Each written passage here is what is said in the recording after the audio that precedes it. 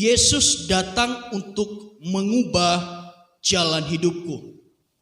Bapak Ibu Saudara, sebelum Yesus lahir di dunia, maka jalan yang kita tempuh adalah jalan menuju kebinasaan.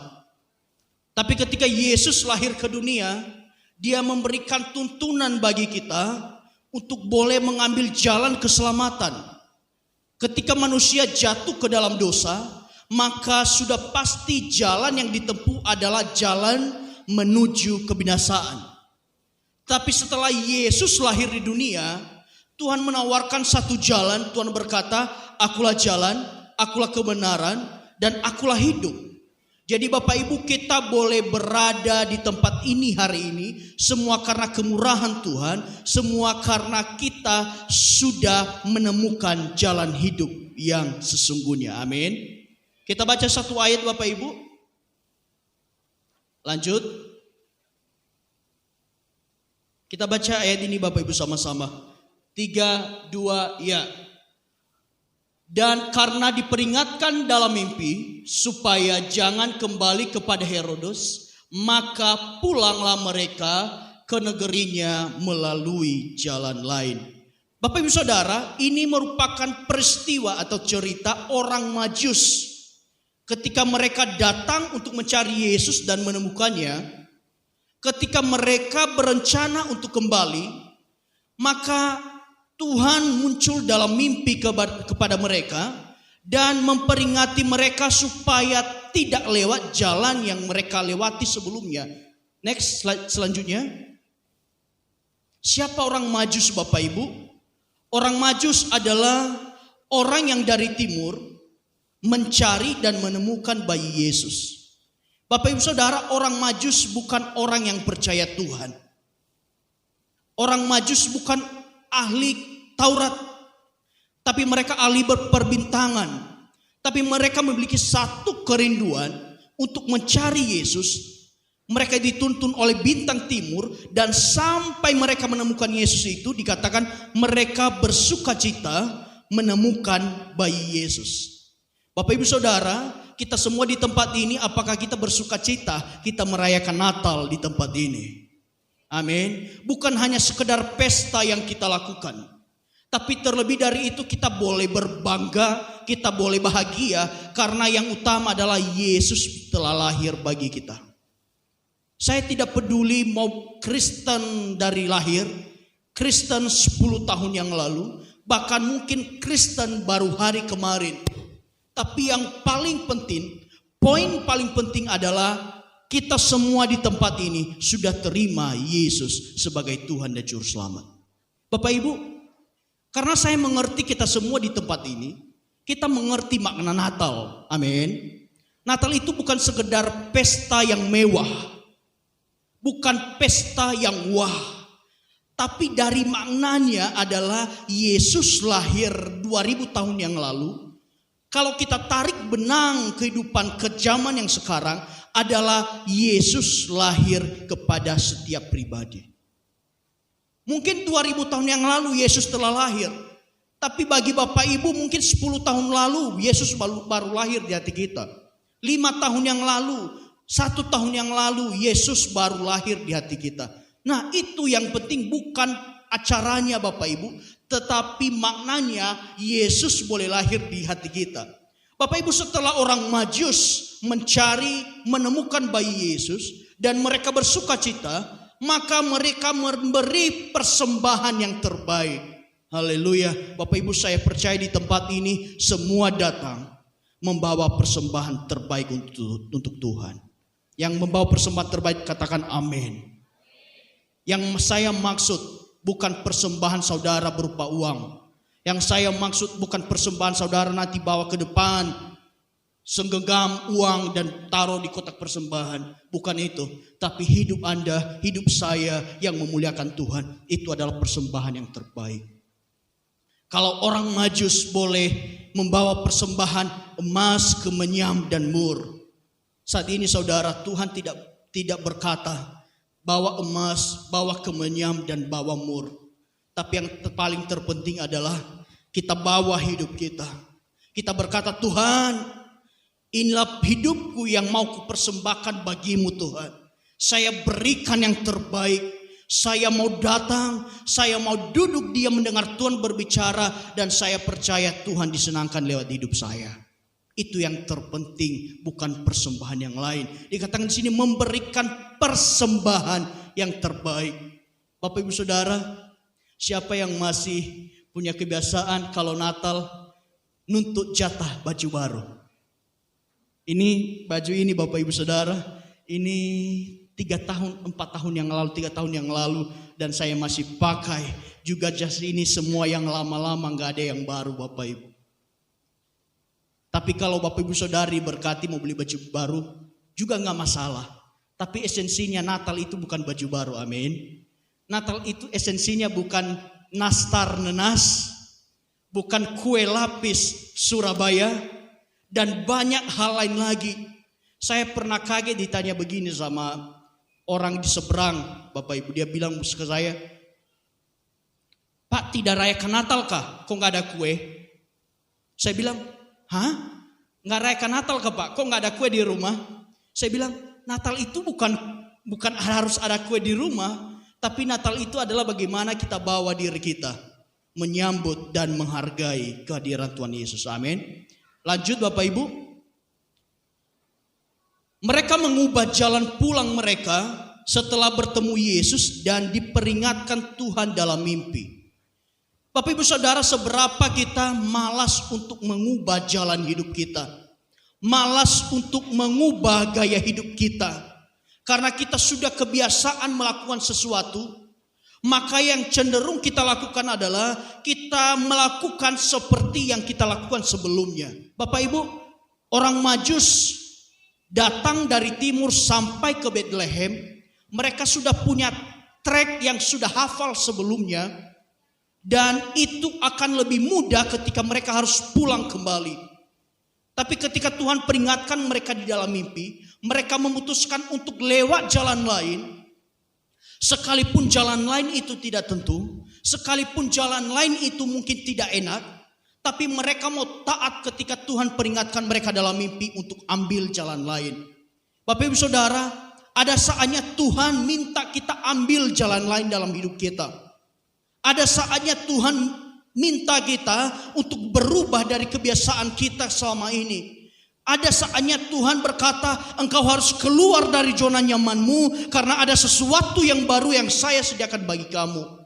Dan Bapak Ibu Saudara, Anda harus bersedia ketika Tuhan meminta Anda untuk mengubah jalan hidup Anda. Karena tidak selamanya jalan yang sudah biasa kita lewati aman-aman saja. Ada kalanya Tuhan minta kita harus berubah, belok kiri, kita harus ikuti itu. Kita jangan tetap ngotot mau lurus atau mau belok kanan, tapi kemanapun Tuhan arahkan hidup kita, kita harus ikuti. Lanjut.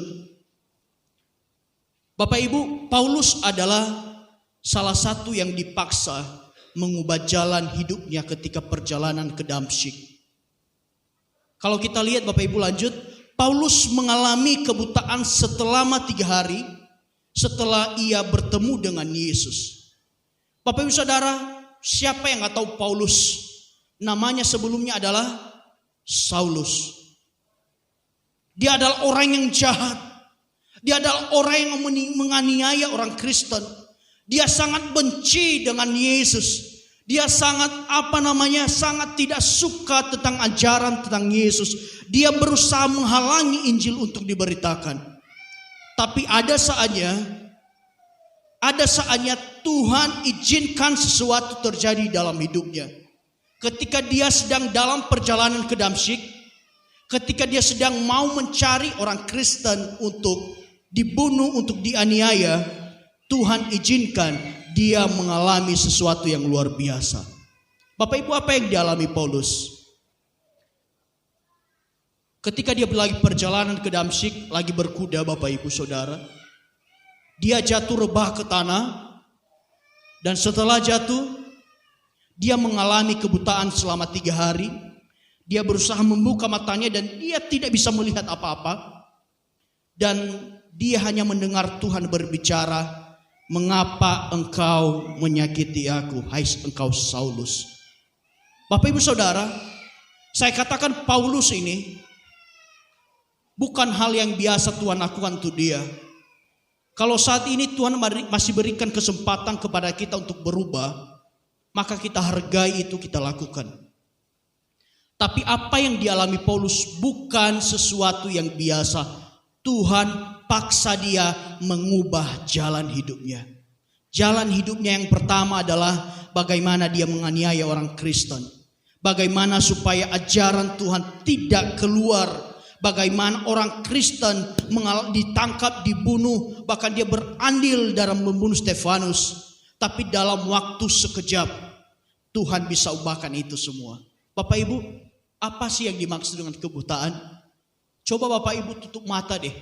Saya izinkan sebentar tutup mata. Nah, setelah Bapak Ibu tutup mata, semuanya akan terasa gelap.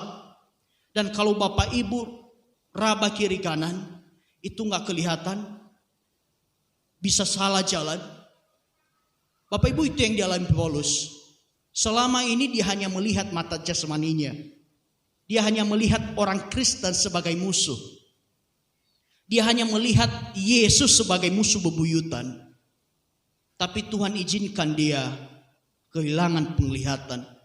Tapi saya percaya mata jasmaninya boleh buta selama 3 hari. Tapi mata rohaninya terbuka untuk melihat Yesus. Bapak Ibu Saudara, ada saatnya kita mengalami posisi terendah. Bapak Ibu, kebutaan itu adalah sesuatu yang sangat fatal.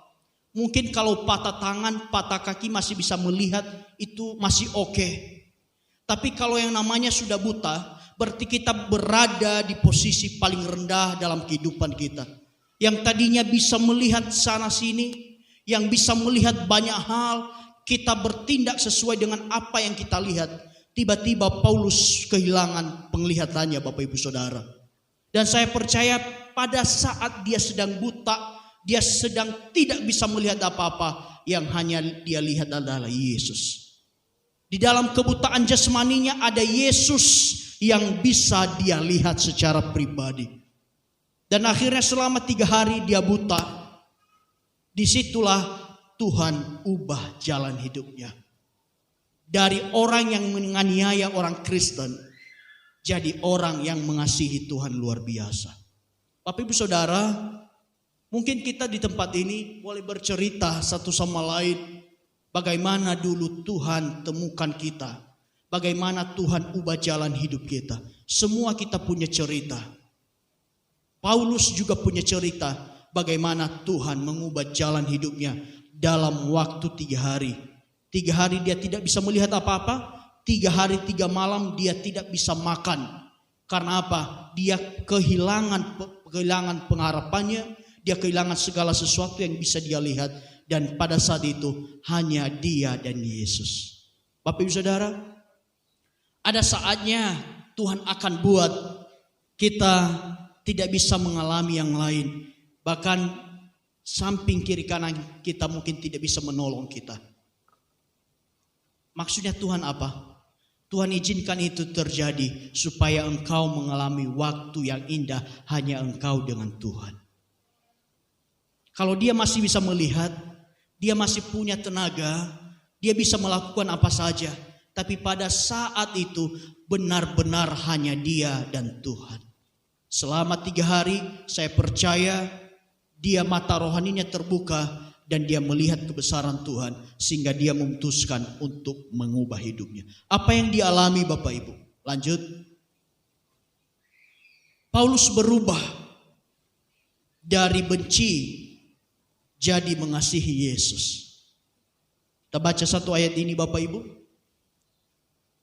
Galatia 2 ayat 20. Namun aku hidup, tetapi bukan lagi aku sendiri yang hidup, melainkan Kristus yang hidup di dalam aku.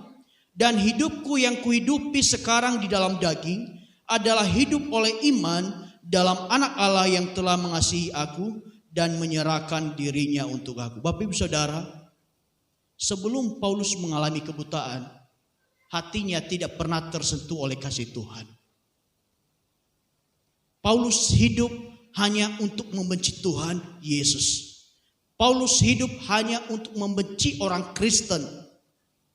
Dan banyak yang dia perbuat, dia mengacaukan rumah ibadah. Dia mengacaukan acara-acara ibadah. Dia membunuh orang Kristen. Karakternya adalah sesuatu yang sangat benci. Tapi dalam waktu 3 hari, dia berubah menjadi mengasihi Yesus. Mungkin Bapak Ibu Saudara, kalau saya tanya di tempat ini, mungkin puji Tuhan semua sudah mengasihi Yesus, amin.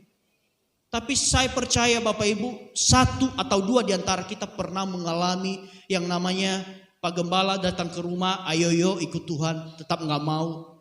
Bahkan kami pernah mengalami ketika saya pelayanan, saya ditolak berkali-kali, tidak mau percaya Yesus. Setiap orang Kristen ada, dia kunci diri dalam kamar, tidak mau mendengar nama Yesus. Tapi kami tidak menyerah Bapak Ibu sampai dia akhirnya memutuskan untuk ikut dan percaya Yesus. Mungkin di antara kita semua Bapak Ibu berbeda-beda yang kita alami. Kisah pertobatan kita semua unik dan pasti punya cerita masing-masing. Di sini Paulus dia berubah dari orang yang sangat benci Yesus, berubah menjadi mengasihi Yesus. Dia berkata, kalau dulu dia hidup untuk jabatannya dia hidup untuk pemerintahannya dia hidup untuk pendidikannya dia karena dia seorang yang sangat terpelajar. Tapi setelah mengenal Yesus dia baru berkata, namun aku hidup tetapi bukan lagi aku yang hidup, tetapi Yesus di dalam aku. Bapak Ibu Saudara, sanggupkah kita mengatakan hal demikian? Namun aku hidup bukan aku lagi yang hidup. Namun aku hidup bukan pulih lagi yang hidup, tapi Yesus Kristus yang boleh hidup di dalam saya. Bapak Ibu Saudara, dia berkata, hidup yang kuhidupi sekarang di dalam daging, karena dia masih hidup Bapak Ibu, adalah hidup oleh iman dalam anak Allah yang mengasihi aku dan menyerahkan dirinya untuk aku. Dia jadi mengerti akan kasih Allah. Dia jadi mengerti betapa besar pengorbanan Tuhan Yesus kepada dirinya. Dari orang yang benci Yesus, bisa Tuhan ubah menjadi mengasihi Yesus. Bapak Saudara, saya percaya apapun posisi hati kita di tempat ini, saya percaya Tuhan sanggup ubahkan hati kita untuk mengasihi Yesus. Amin.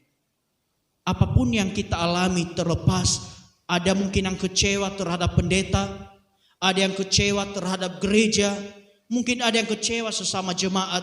Tapi saya percaya malam hari ini Tuhan mampu membuat segala kepahitan, segala kebencian berubah hatimu menjadi mengasihi Yesus. Filipi 1 ayat 21 dikatakan, karena bagiku hidup adalah Kristus dan mati adalah keuntungan. Tadinya Paulus dia hidup bagi karirnya dia hidup bagi hartanya dia hidup bagi pasukan-pasukannya dia. Tapi sekarang dia tinggalkan itu semua, dia bilang saya mau hidup bagi Kristus. Saya mau hidup bagi Kristus. Kalau saya boleh hidup sampai saat ini, semuanya untuk memuliakan Kristus. Tapi kalau Tuhan izinkan dan sudah waktunya saya kembali ke rumah Bapa, maka saya adalah suatu keuntungan bagi saya. Dia mengerti Bapak Ibu, kalau dia hidup, maka Tuhan masih beri dia kesempatan untuk melayani Tuhan. Bapak Ibu Saudara yang masih hidup, katakan amin. Haleluya, masih hidup semua.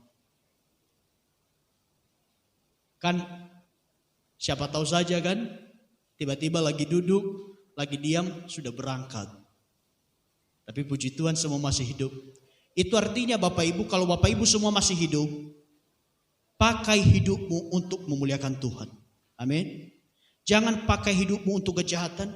Jangan pakai hidupmu untuk menyusahkan hati Tuhan. Tapi pakai hidupmu untuk memuliakan Tuhan.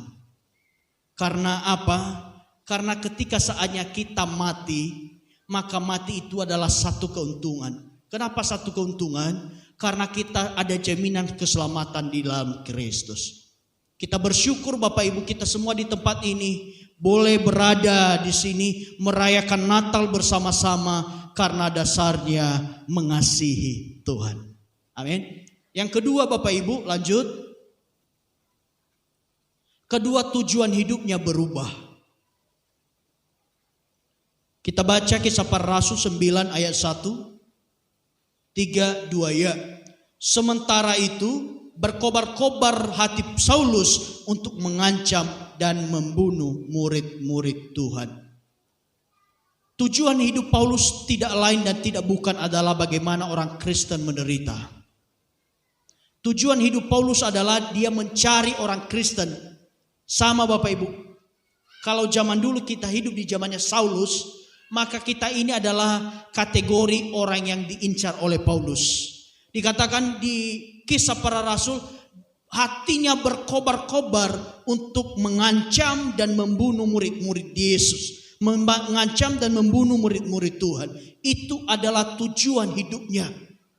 Tidak ada tujuan lain bagaimana supaya orang Kristen disiksa, dibunuh.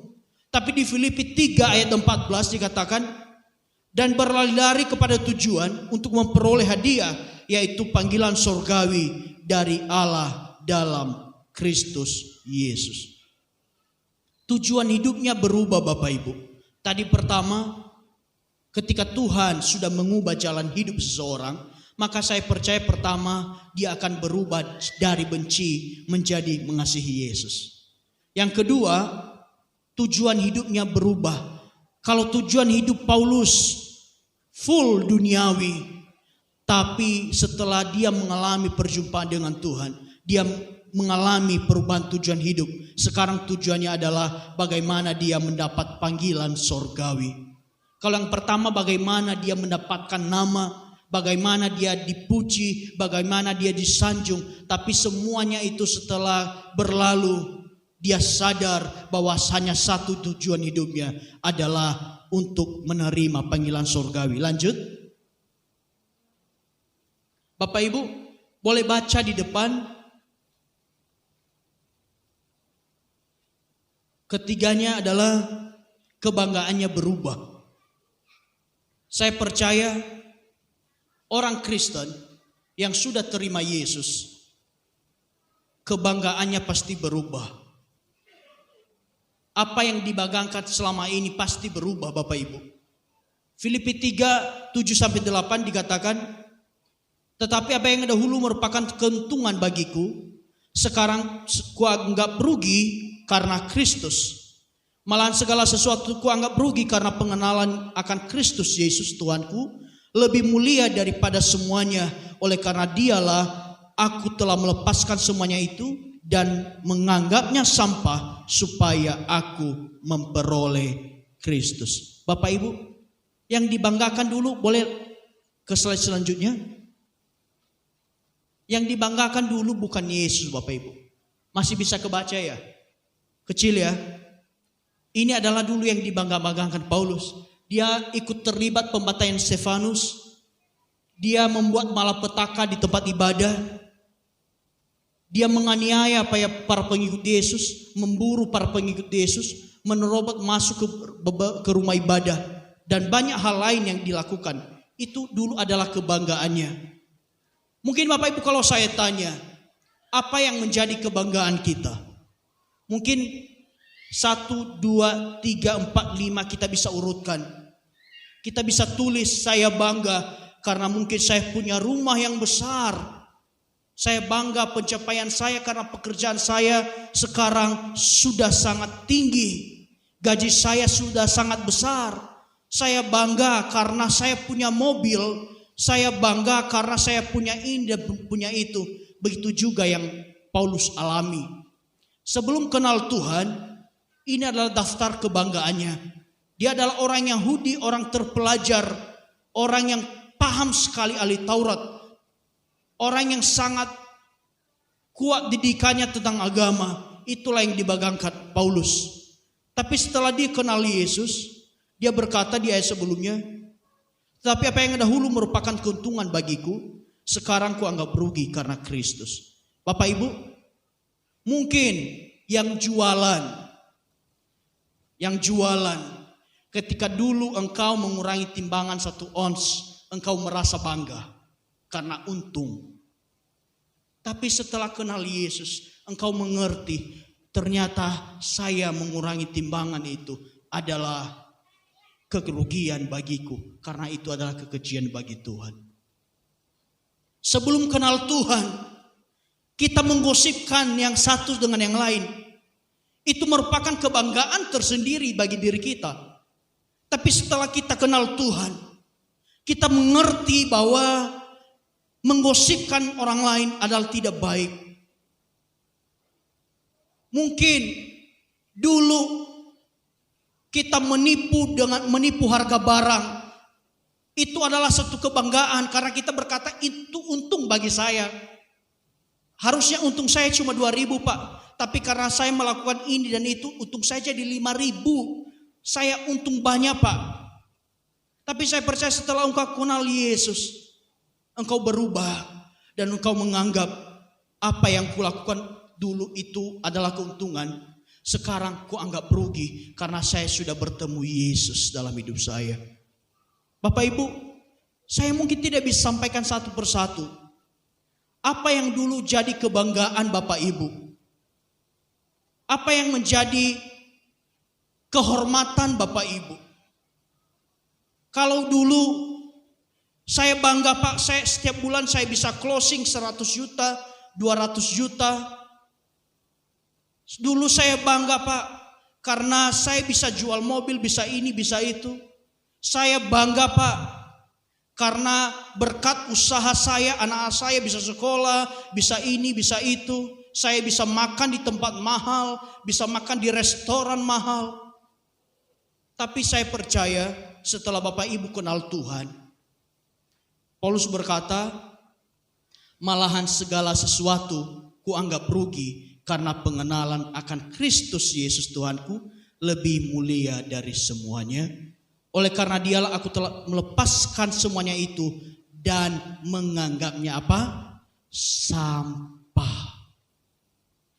Banyak kebanggaan, banyak kemuliaan diri yang kita lakukan setelah belum mengenal Yesus.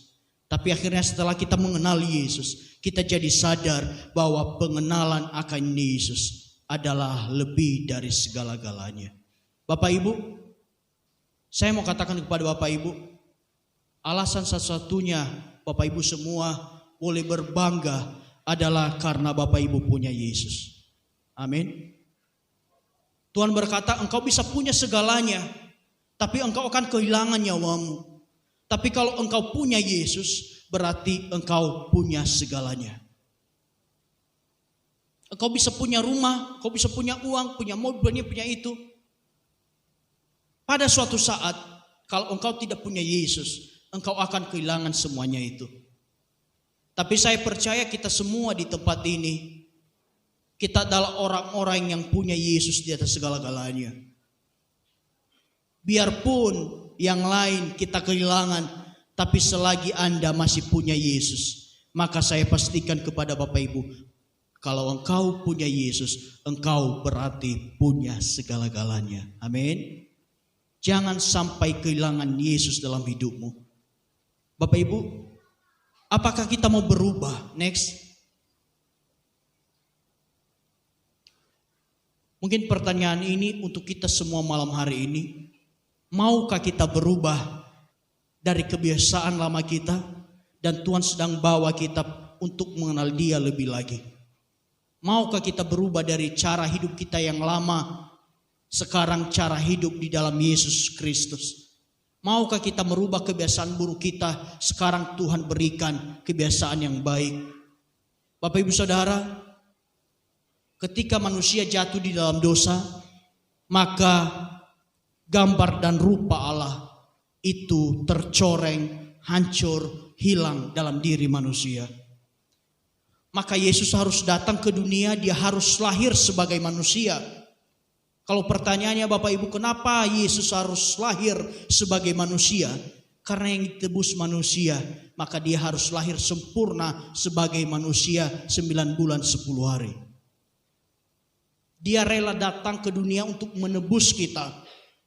Hanya Yesus yang mampu mengembalikan gambar dan rupa Allah di dalam diri saya dan Bapak Ibu semua.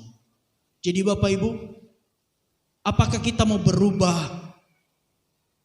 Apakah maukah Anda membuka pintu hati kita untuk Yesus? Tadi saya katakan di awal, memang Yesus lahir 2000 tahun yang lalu. Tapi bagi setiap pribadi berbeda-beda Bapak Ibu. Mungkin 10 tahun yang lalu, mungkin 5 tahun yang lalu. Dan pertanyaan malam hari ini diulang kembali kepada kita. Maukah kita membuka hati kita untuk Yesus? Mengizinkannya berkuasa atas hidupmu dan mengubah jalan hidupmu. Kalau sebelumnya jalan hidup kita menuju kebinasaan, Tuhan datang dan menarik kita untuk kita boleh mengambil jalan menuju hidup yang kekal. Malam hari ini mari kita buka hati kita untuk Yesus boleh berkuasa atas hidup kita. Paulus gak butuh lama Bapak Ibu. 3 hari dia mengalami kebutaan, maka dia berubah dari benci Yesus jadi mengasihi Yesus. Tujuan hidupnya berubah dan kebanggaannya berubah. Yang dulu dia hidup bagi dunia ini, dalam 3 hari berubah, dia hidup bagi Kristus. Bapak Ibu Saudara, maukah kita hidup bagi Kristus malam hari ini? Saya tanya sekali lagi, maukah hidup kita hidup bagi Kristus? Biarkanlah hidup kita semakin hari kita semakin mengenal Tuhan Yesus yang ajaib, yang dahsyat. Semakin hari kita mengenal Tuhan kita Yesus Kristus dengan sempurna. Saya percaya Bapak Ibu, orang yang sudah diubahkan hidupnya oleh Tuhan Yesus akan semakin hari semakin luar biasa. Amin.